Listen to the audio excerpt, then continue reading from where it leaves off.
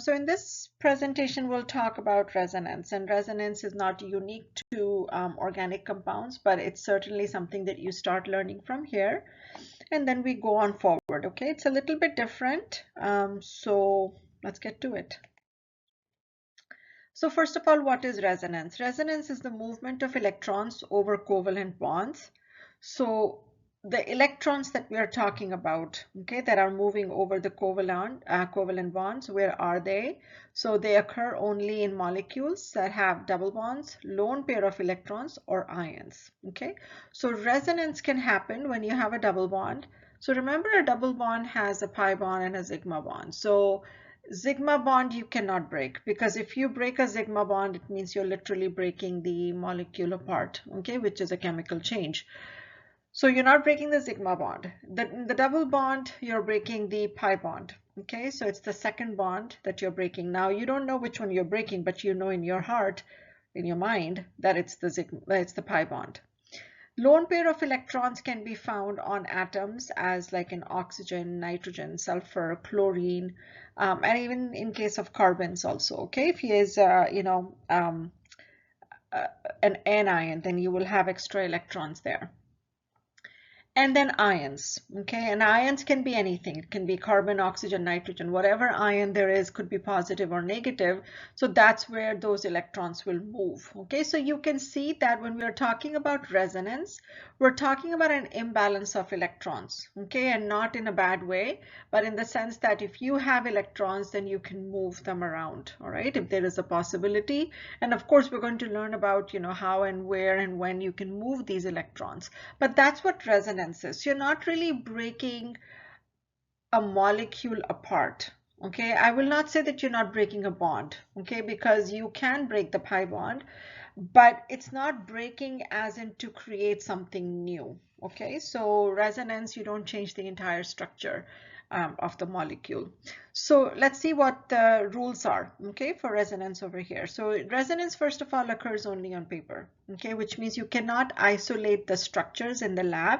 So generally, we scientists, we like to say that, for anything, to prove anything, you have to be able to see it, to isolate it, to characterize it.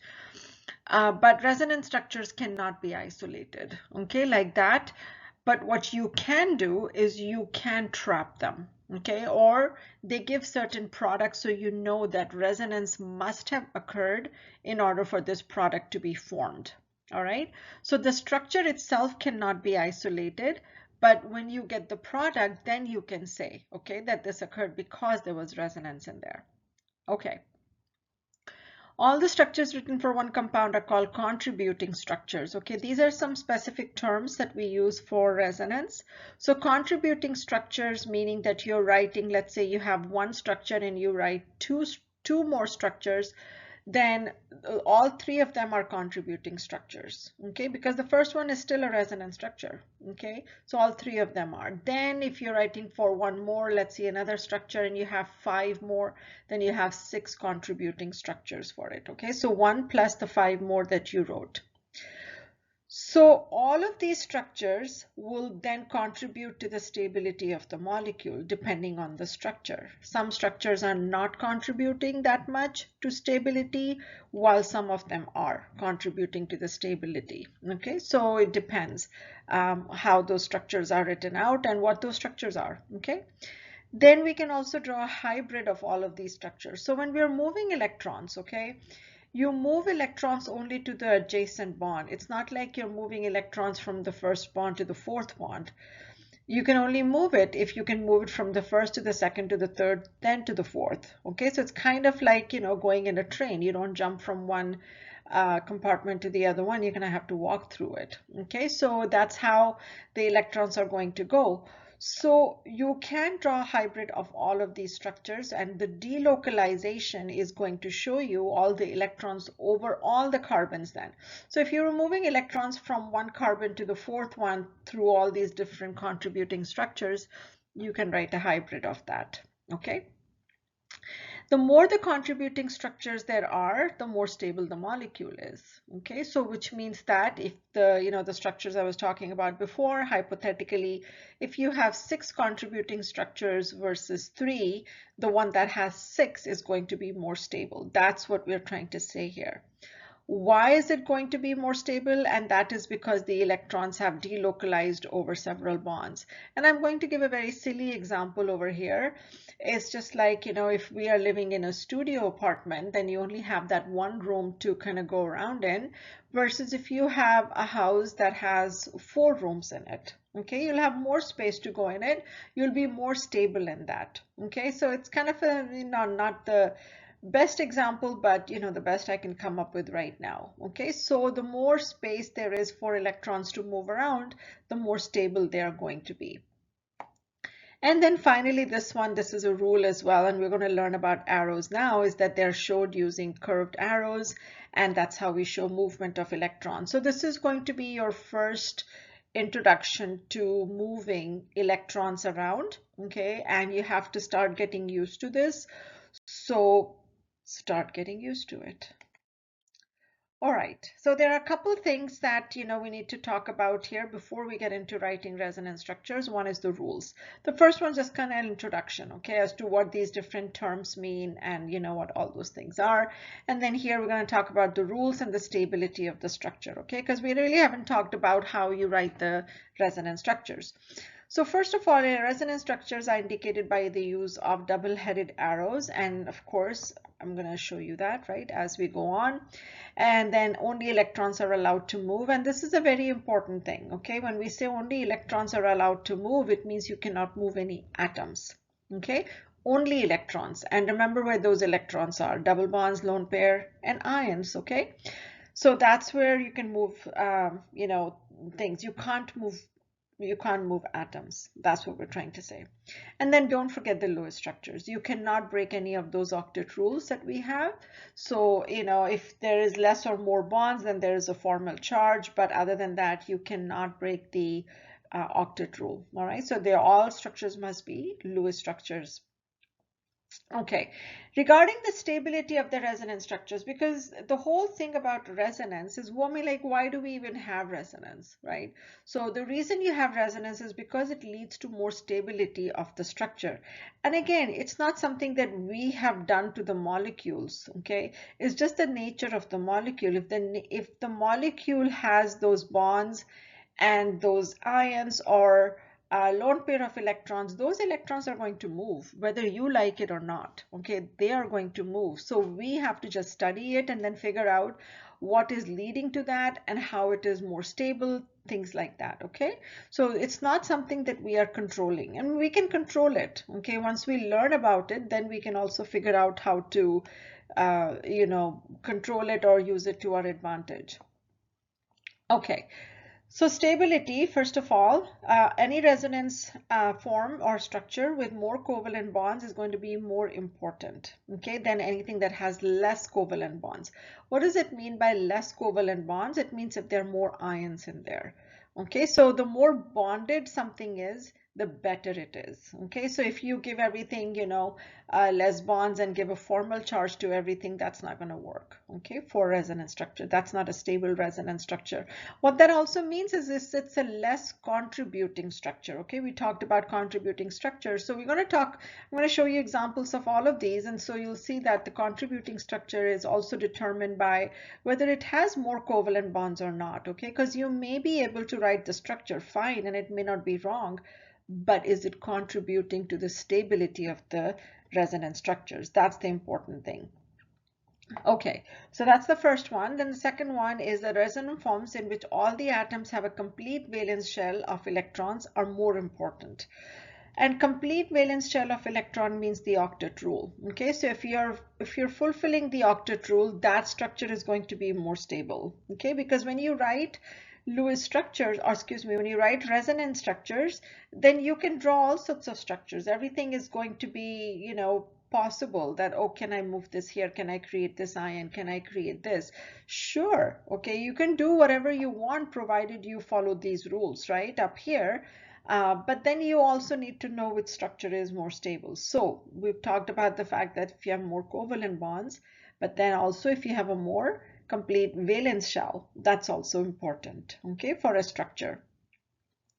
If you have a structure that has a separation of a charge, then it's going to be very high energy. So for example, if you have a structure that has a positive and a negative in the same structure, or if you have two positives in the same structure, not going to be very stable. Okay, and so that's going to be an important thing for us. Just a little bit here before I go on to the next ones. Okay, why are we talking about this? Because remember we talked about the contributing structures. So let's say for one structure you write out 5 contributing structures. In those 5 contributing structures, let's say one of them was, had a charge distribution like this, okay, where you have positive and a negative. Well, that structure is not going to contribute as much. So what suddenly happened is you went from 5 structures to only having 4 structures as more contributing. So suddenly your resonance structure is a little bit less stable now, okay, in there. Okay, so then finally, the energy of the actual molecule, the hybrid, is going to be lower, okay, and that's to the energy of any of the other single contributing forms. So we also have to deal with hybrids, okay? And what the hybrid really is, as I said to you before when we were explaining all these terms, is where you can show the distribution of the electrons all over the bonds, say from carbon 1 to carbon 4. So you can show how the electrons are distributed. And as I said, walking around in a studio, one room versus 4 rooms, you're more stabilized with that. And that's what we're talking about here, okay? So in the hybrid case, where the electrons are moving all over, that's going to be a lot more stable than the energy of any one of those contributing structures, okay, in there.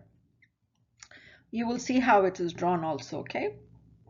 The more stable the structure, the greater its contribution. So by the time you go through 1, 2, 3, then you come to last one, which is a 5. So the more the contributing structure, the more stable structure is the more contributing one. Okay, so as I said, if you have something that has a charge distribution, not going to contribute as much, okay, to the stability of the molecules. So let's go through some examples to see what we're talking about. So first I'm going to just go through all the rules. Okay, so let's talk about the first one here, which says that there is a use of double-headed arrows. So I need to explain this double-headed arrows, and I've been talking about something before also, which is that organic chemists are very picky about our arrows. Okay, so I've said that before and I'm going to say it again. We are very picky because each arrow means something very specific to us. Okay, and the one that we dealt with before was the dipole moment arrow. Okay, very specific kind of an arrow. So here the arrow that I'm talking about is this one. This is the double-headed arrow right here, which means it's going on both sides. Okay, so it's going like this. So double-headed arrow doesn't mean like this or this, that's not what we're talking about. We're talking about double-headed arrow as in arrows on both sides. So as soon as you draw this arrow, then everybody knows that you're talking about resonance structures. Okay, you have to have this language of chemistry, otherwise you'll be explaining a lot and there'll be a lot of miscommunication. Okay, so we need to make sure that we are all on the same page with the language. So again, as soon as you have this arrow, boom, we're all set. Okay, that this is resonance going on. Okay, now let's talk about all these different structures that I have drawn here for you. So only electrons are allowed to move between the resonance structures. That's what he said. So electrons in multiple bonds, non-bonding electrons, and anions can be moved. I wrote here very specifically anions. I did not write ions, okay, because cations are positive. They don't have any electrons to move. Okay, so you have to be very careful. Anions have the electrons, you can move from there, but you cannot move from the cation because cation doesn't have any electrons to move. All right, and then I mentioned this one also before, sigma bonds cannot be moved, so don't even move a single bond, because if you move a single bond, okay, so for example, if you try to move this bond, if you try to move this, you're going to break this bond. And if you break this bond, the poor CH3 is left by itself, and that cannot happen because then that's going to be a chemical change. It's not going to be a resonance structure anymore. Okay, so you have to be careful what you're moving over here. Okay, so let's talk about these structures. So first of all, let me show you what the resonance arrow is again. So resonance arrow is this double-headed arrow that we've shown over here in the pink. And then let me show you how we move electrons. So right here, if you see in this structure, in the first one, you see the double bond. That's where the electrons are. The positive is here. What does the positive mean again? That there are no electrons. So which means that the double bond, which has electrons, can move towards what does not have electrons. I mean, water is going to flow only from top to bottom. Okay, it cannot flow from bottom to top. It's not going to happen. So that's what happens here also. Electrons are going to flow from where there are electrons to the place where electrons are needed. Okay, or they can have space. Okay, so positives means that you have space there. So what happened over here? So once you move those electrons, the double bond is shifted over here. But now what happened is that the first carbon is now going to be positive because now it has less electrons, okay, in there. Let me just show you really quickly what's going on here, okay, with the first carbon. The first carbon is C, H, H, and then you have a double bond, and then there is a carbon with a hydrogen, and then you have a carbon with a hydrogen, and also a positive charge, because if you draw the structure out, then here is the CH3. I'm not going to draw the CH3 because right now it's not doing anything for us, okay? So we're just focused on the first three carbons. So now what we are trying to do is we're trying to move this double bond to near the carbocation, okay, where the positive is. That's the cation, and it's because it's carbon, it is carbocation. So we are moving this one electron, and remember what this electron pair is. This is the pi bond. So we're moving this from here to here. Okay, that's what we're doing. Now I'm going to erase it in there because I don't have any room to write. So I'm just going to go ahead and write the carbon and move the double bond. So now see what happened. This carbon now is no longer a cation because this has 4 bonds now. Whereas this carbon now has only 3 bonds. So now this one is lacking electrons. And that's why the carbocation has shifted. So we don't say the carbocation has shifted because the electrons did not shift from positive to positive. There is no electrons to shift there. What happened is the electrons shifted from the double bond towards the cation. The middle carbon, if you look, there is no change in that. Okay, let me erase some of these things because there is a lot of mess here. So the middle carbon is still the same. This is CH, this is still CH. Nothing has changed there. Okay, so it's only the carbon, the first carbon and the third carbon that have changed here. So I hope you understand what happened here, okay, is that you move the electrons, and because the electrons are gone now from this bond, from this carbon, that carbon ends up having a positive charge, okay? And again, remember, now the more you speak yourself, you know, talk to yourself and explain things to yourself in a better manner, in a proper language, the more you'll be able to retain it and the more you'll understand it better also, okay? Which means that you'll think of it in the right way, which means what I'm trying to say here is say that the electrons are moving. Don't say that the carbocation is moving, okay? Although you're not wrong, it is moving. The carbocation, the cation has shifted from here to here. But really, what is really happening is that the electrons are moving. And as a result of that, you can say that the carbocation is now on carbon number 1. Okay, so this is resonance, okay? Because all you have done is shifted the electrons from one location to another. And that's resonance because that's shifting of electrons. Again, it's only to the adjacent carbon. These electrons did not shift between carbon 3 and 4. They're not going to do that because that's too far away. Okay, so you can only shift electrons right next to wherever they can shift to, okay, which is adjacent carbons. So in structure 1 and 2, as I wrote over here in detail, you can read that is how the electrons are moving around. Okay, so now we say that electrons structure number 3 here, let me talk about this one before I go forward, is not a resonance structure because an atom has shifted, okay? So let's look at that. And this is something you have to be careful of, because at this time, the kind of question I'll ask you is more like I can give you two structures and ask you what the relationship between them. Or I can give you two resonance structures and say, okay, I mean, are these valid resonance structures? And so you will look at those two structures and see what has moved, okay, from there. So I have circled this carbon here for you because look what happened. This is a CH2 now, whereas this was a CH3 before. One of the hydrogens has moved from here to this carbon, to the third carbon. So the third carbon before had only one hydrogen, now it has two hydrogens. Well, you can't move atoms. Okay, that's not going to happen. So this is not going to be a valid structure. This is a whole completely different thing now. Okay, this is not a resonance structure. Let's just keep it there. Let's not talk about what it is. Let's talk about what it is not. And it is not a resonance structure because an atom has moved. Okay, so don't move any atoms, move only electrons, which is what was shown in structure numbers 1 and 2. So 3 not valid. Okay, 3 is not valid. Okay, then everything should be proper Lewis structures. So number 4 I drew out for you because I want to show you, oof, this poor carbon, okay, has 5 bonds.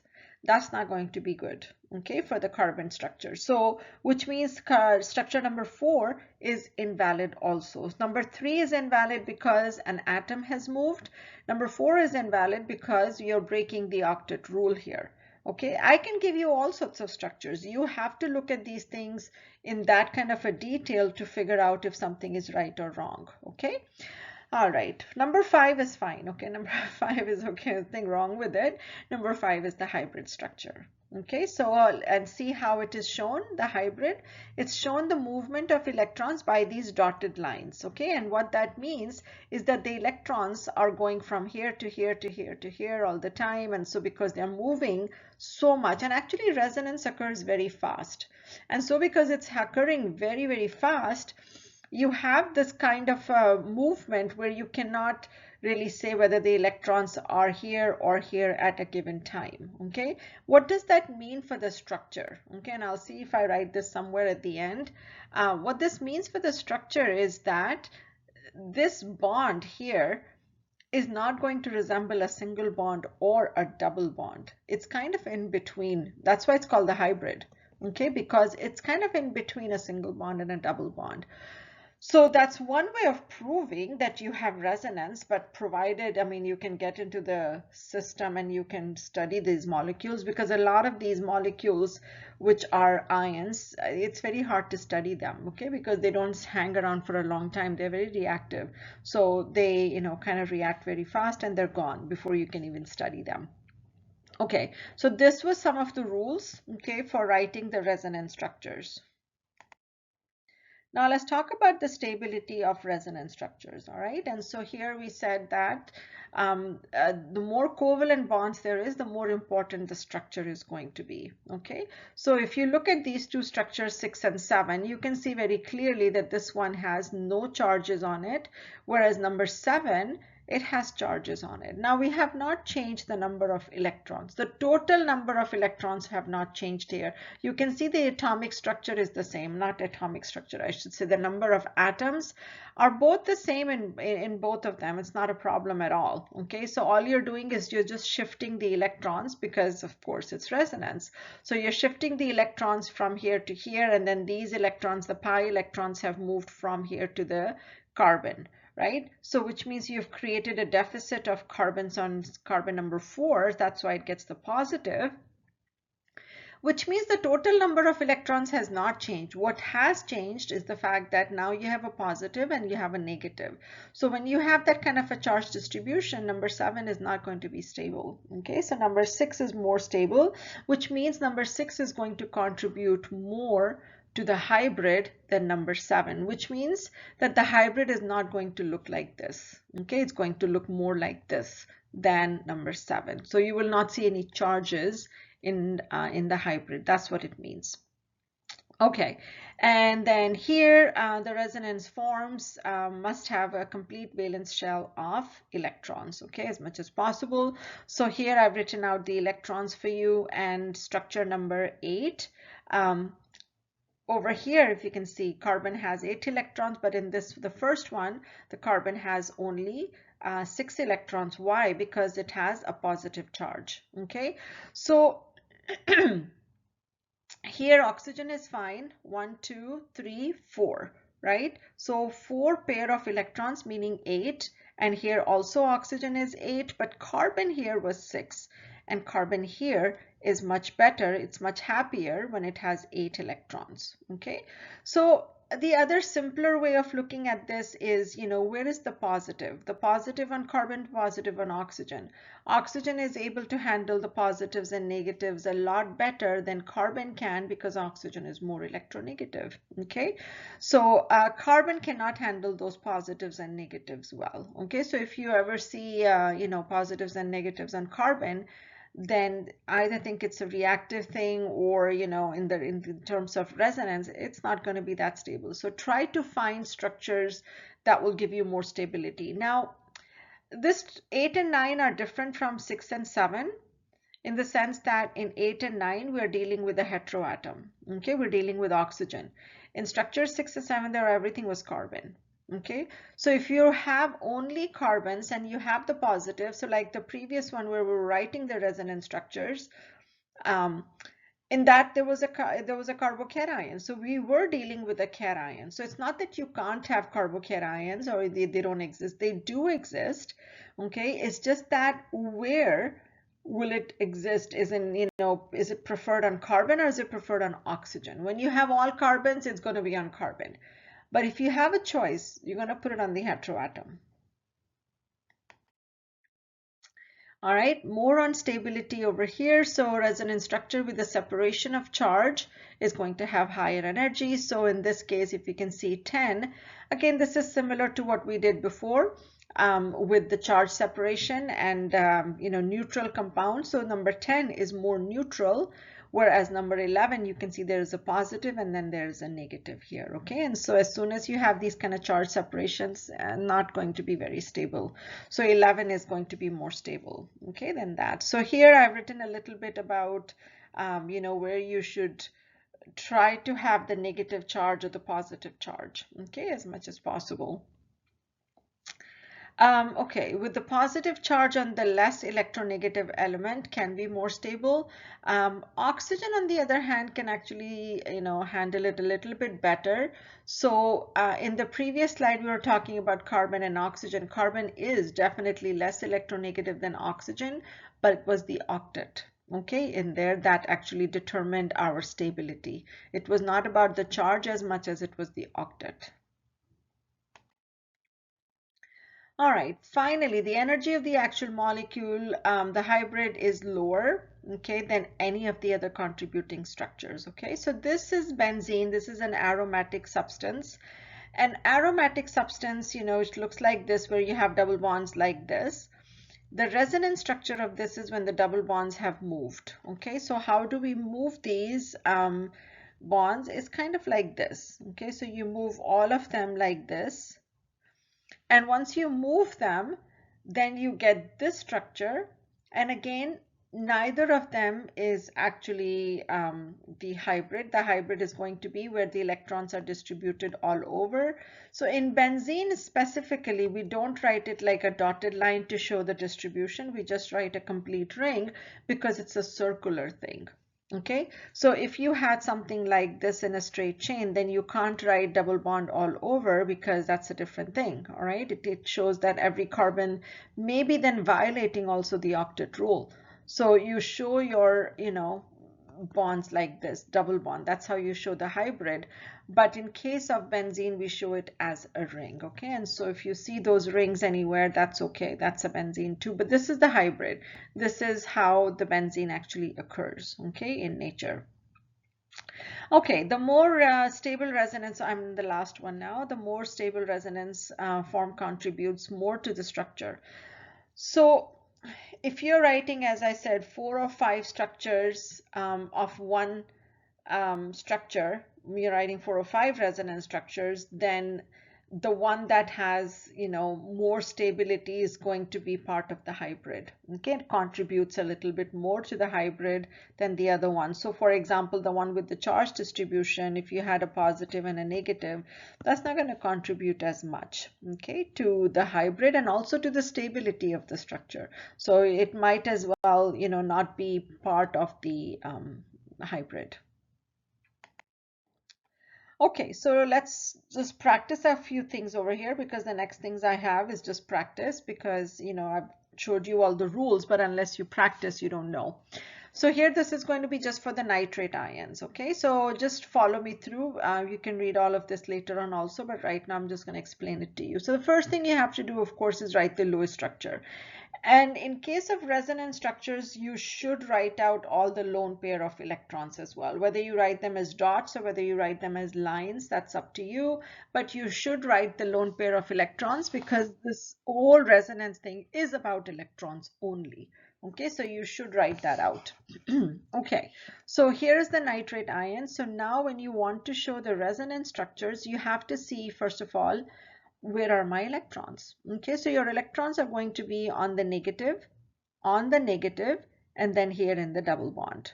Okay, nitrogen has a positive charge, because remember, formal charge for nitrogen when it has 4 bonds is going to be +1, because it has one more bond than usual. So the overall charge on the nitrate is still NO3 minus, right? That's the nitrate ion. So that 1 minus is coming from the fact that this 1 minus and this 1 plus have cancelled out, right? So you're only remaining with it. So 2 minus plus 1, you can do the math. Okay, so this is how the nitrate ion is written out. Now a few things over here that I want to show you for resonance. Okay, so first of all, we identified where the electrons are. So the electrons are here, here, and here. They're also all on the lone pair. Okay, but hopefully, well, we'll see if we need to move the lone pair or not. Okay, so that depends. So where are we going to start? You're going to have to start from something where is negative. Okay, now oxygen can handle the negative charge, because as you can see here also, in both cases for oxygen, it can have the extra pair of electrons, okay, because it has the negative charge on it, the negative formal charge. So it can handle the extra pair of electrons. So what you do then is you move one pair of electron, okay, and I didn't show, as in I didn't circle it, but I'll circle it here for you. You can circle whichever one you want. All the electron pairs are the same. So those move down to this bond, and then now nitrogen is going to have 5 bonds, so that's not possible. So you're going to have to shift one electron pair from the pi bond to oxygen. And that gives us this structure where now you have a double bond on oxygen, and this oxygen is now the negative. Okay. One of the things that happens when you write resonance structures, in some cases, not in all cases, but in some cases, is that you feel a little cheated. Because when you look at this structure and you look at this structure, both of them are pretty much the same, because you have 2 negative oxygens and you have 1 double bonded oxygen. So again, you have 2 negative oxygens and 1 double bonded. Nitrogen is still the positive. So what's the difference between all of them? So you feel like, oh my God, I wrote the structures out and I still have the same structure. Does it mean anything? Yes, it does mean something, because the electrons are moving. Okay, whether you get the same structure or not, that's a different thing, but the electrons are moving. So be patient and just carry on. Okay. All right, so in the next one then, we're going to involve the third oxygen here, and in the third oxygen, now the electrons are going to move from here to the bond, and then because you can't have 5 bonds on nitrogen, now this double bond, you're going to move one pair of electrons to this oxygen. So that's what happened here. Okay, so now you have an extra pair here, and there should be a negative charge. Don't I have a negative charge? I don't have a negative charge. I will add that when I'm finalizing it, but I'm going to go ahead and write it right now. Okay, so you have a double bonded oxygen here, and then you have a negative oxygen, negative oxygen. Now, technically speaking, all of these structures look the same, right? You're going to be like, what's the difference? No, you may not see the difference, but the hybrid does. Okay, because the hybrid here shows you that you have that one bond, that sigma bond, that is from nitrogen to the oxygen. But now if you see the dotted lines on all of these, okay, those dotted lines tell you that the electrons are moving from one to the other, to the other, to the other. So as I mentioned below, that this bond is not really a single bond and this bond is not really a double bond, because now it is in between. So it's actually a hybrid of a single and a double bond. Okay. So a couple things I want to mention before I move on, okay, from here. And one is this arrow right here, the blue one. This is called a curved arrow. And when you draw a curved arrow, it means that you're moving two electrons. And how are you moving those two electrons is given by this double-headed arrow, okay, or a full arrow, I should say, okay. You can have an arrow like this also, which shows the movement of one electron. Okay, so again, as I said, we're very picky about our arrows. So two-headed arrow like this shows two electron, one electron is shown by half arrow. The pink arrow here shows you the resonance arrow.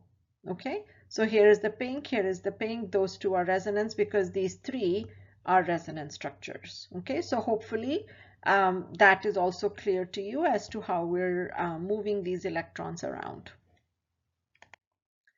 Okay, so then here we are going to be writing the structures for carbonate ion and the acetone ion. So first of all, write the Lewis structures, okay, for this. Now carbonate I'm not going to cover because it's pretty much the same as the nitrate ion, okay, so it's not very different. You still have the single bond, double bond, and so all we're doing is taking from the negative oxygen, moving it down, and then moving from the double bond to the oxygen, okay. So we keep doing that until we have no more oxygen to contribute, okay, in there. You should write the hybrid out yourself. Look at the one for nitrate and then write the hybrid. And I think I'm missing a negative charge here, so I will add that later on, but you know, right now let's do that.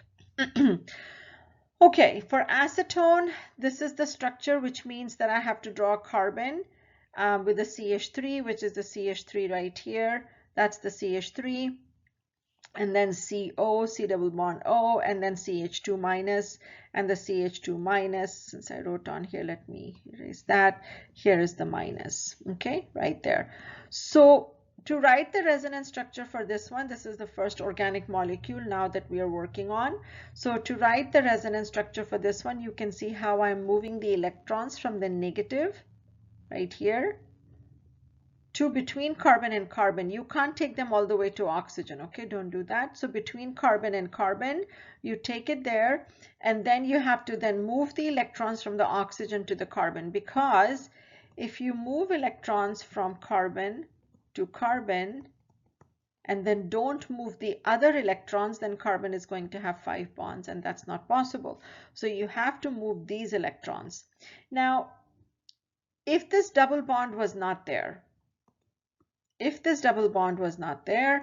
then you will not be able to move these electrons, okay, because if you move these electrons and you get 5 bonds here, you're violating the octet rule, okay. So if this was a single bond, okay, let's say this was OH and this was C minus and this was the C with the 3 hydrogens, if this is what you had, then this is what you're stuck with, because even if you move electrons here, there's nothing else here for you to do. There would have been a hydrogen here to make 4 bonds. So there would be no other place for you to move these electrons. So you can't have 5 bonds, okay? So just because you have a negative, just because you have a double bond, doesn't mean you have to move it. You don't have to, okay? Or sometimes you can't move it because there's no place. But here there was place because oxygen had a double bond. So you move those electrons to oxygen now. Okay, so I didn't ask this in the question, but I'm going to go ahead and ask this question for you, and you can think about it, and you can pause the answer if you want to. Of course, you know what's coming is which structure is more stable. Okay, so especially in the acetone one, because in this case, all the structures, as we say, they look alike. If they all look alike, it means what? They're equal contributors, okay, to the resonance hybrid. These structures don't look alike, because now you have a double bond between carbon-carbon, and here you had a double bond between carbon-oxygen. So these two are not alike, okay? So these are resonance structures. So now the question I'm asking is, which one is a more contributing structure than the other? Did you think? You can pause me if you want. And if you came up with this one, then you're right. Okay, you should try to make carbon happy. We are in organic chemistry after all. Okay, oxygen can take the negative a little bit more than carbon can. So octet also, you can go through the octet counting the electrons and all that. So then here you will see that the structure is more stable than this one. So it will contribute more to the hybrid. Okay, now for some resonance for organic molecules. Resonance, there is a lot, okay? And again, there is a study sheet for you, so make sure you go through all the study sheets in the workbook, you know, so you can practice, okay? But here I'm going to show you something little bit getting into organic molecules, because carbonate and nitrate, they were all inorganic molecules. There are two kinds of organic molecules, positive ones and negative ones. The previous one that we did for acetone, just in the previous slide, that had an heteroatom, right? Oxygen was there.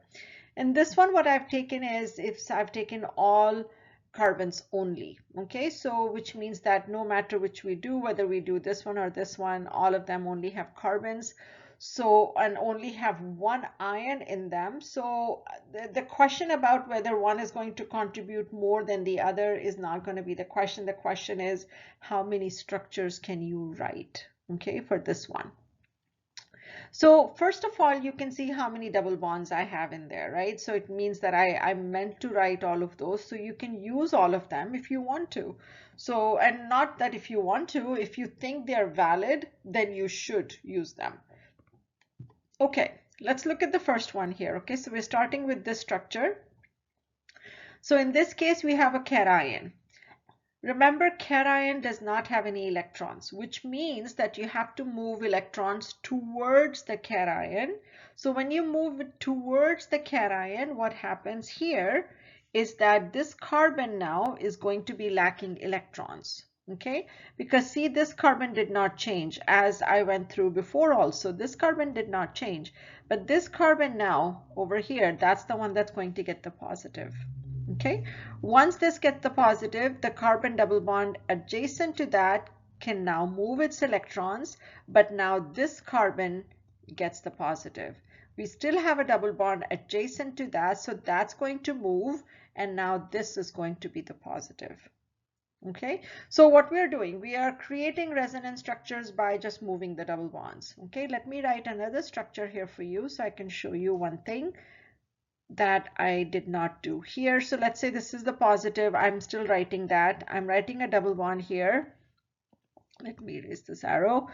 And then I'm going to go ahead and write this double bond.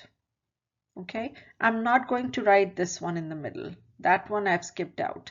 So what's going to happen for this structure is you're going to get the first one, okay, which means that you're going to get this structure for sure because these electrons will move here. But because there is nothing in the middle here to move, you're stuck. That's the only structure you will have. You cannot move these electrons. They're too far away. Okay, so which means that this kind of a structure will have only one resonance structure, and that's it. Okay, because you can only move these electrons, and after that, which will give you this structure, and then you're done. Okay, with the resonance structure. So just because you're given a double bond doesn't mean you can move it. Okay, just see the location of it. It has to be adjacent to the carbocation, okay, or the anion, whatever it is.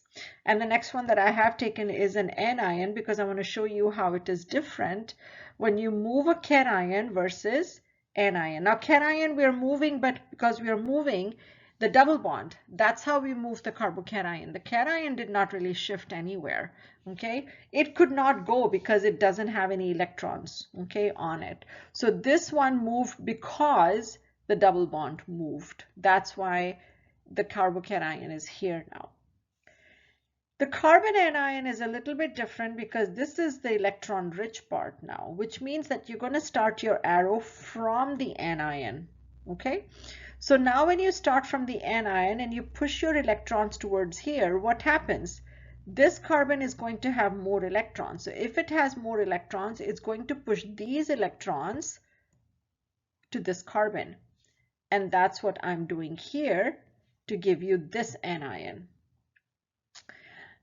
I have both of these on the same slide, so you can see how the cation is moving and how the anion is moving. Look how many arrows we are drawing for the anion, and look how many arrows we are drawing for the cation. Okay, so anion takes 2 arrows to show the movement, whereas the cation shows only 1. I'm not saying that that's going to be an absolute. You will never hear me saying absolute. If you hear me saying anything absolute for sure, then it means really is, okay? Otherwise, I always leave room for a little bit of discussion, okay, or exceptions. So here also for the cation, okay, I'm going to leave it open, but still look at that, one arrow everywhere that we're moving. But for the anion, you will see that I have 2 arrows, okay, moving. The other thing I want to show you here, okay, that is kind of like my observation, okay? Your observation may be different and more, and that's okay, all right? That's all right. Is that when I move the second arrow, I'm moving it to an atom, okay? If you see all the arrows I'm drawing for the cation, they're coming from a bond. And I'm also very picky about where you start your arrow from and where do you put it, okay? Where do you end it? So I'm starting it from here and I'm ending it here. But look at in this case, I'm starting it from the double bond and I'm ending it at the atom very specifically because I want my electrons to end up at this atom. This is where they are now. In this case, the positive charge is going to come because I have moved these electrons, and that's why the positive charge is here. I'm not moving my arrow towards the positive. I'm moving the arrow towards the bond to take care of the positive so it has enough electrons. So just see what I'm starting and where I'm finishing the arrows from, okay, in order to understand this. Okay, I think I've gone on too long on this one, so I'm just going to quickly finish this off. And so here you can see that again in the second structure now, here is the anion. I'm moving electrons towards the bond. And then here, because you're going to have too many electrons on this carbon, these electrons are now going to move to this carbon. That gets the anion, and then there is one more shift also, okay? So I would like you to go ahead and draw the hybrid yourself. The hybrid is going to run all the way from here, all the way to here. So it's going to be a huge hybrid, okay, for these kind of resonance structures because there are so many double bonds in there, okay? Not in all cases you're going to have that many double bonds. I did this because I wanted to show you all the structures, okay? I have more videos online for you if you want to look at more resonance, so don't think this is the end of it, okay? This is just something I wanted to explain here. Okay, so here are all the arrows that we use in organic chemistry. I'll bring them back up again later on. The first 2 arrows you're used to. The first one is the synthesis. You've used that in Gen Chem. Second one is equilibrium, which also you have used in general chemistry. This arrow right here is the one that you just learned, and this is the resonance arrow. And then this one here, the double arrow, this is for retrosynthesis. When we are in Gen Chem, I have seen a lot of students, writing this kind of an arrow. And it bothers me a lot, so it's like they think that this and this is the same, and actually it's not the same. And now you're probably thinking I'm drawing a resonance arrow, but these 2 arrows are not the same, okay? So be very careful about your arrows and your choices for arrows because in organic chemistry, we are very, very specific. So this is for retrosynthesis, and this, as I showed you, this was transfer of 2 electrons, and this is the transfer of 1 electron. Okay, and the one that is not drawn over here because it's not really a reaction arrow, and that was the dipole moment arrow, okay, which looks like this. These are all reaction arrows, okay, we use them in reactions. Okay, I think that's probably about it. Yep, okay. All right, I know it went too long.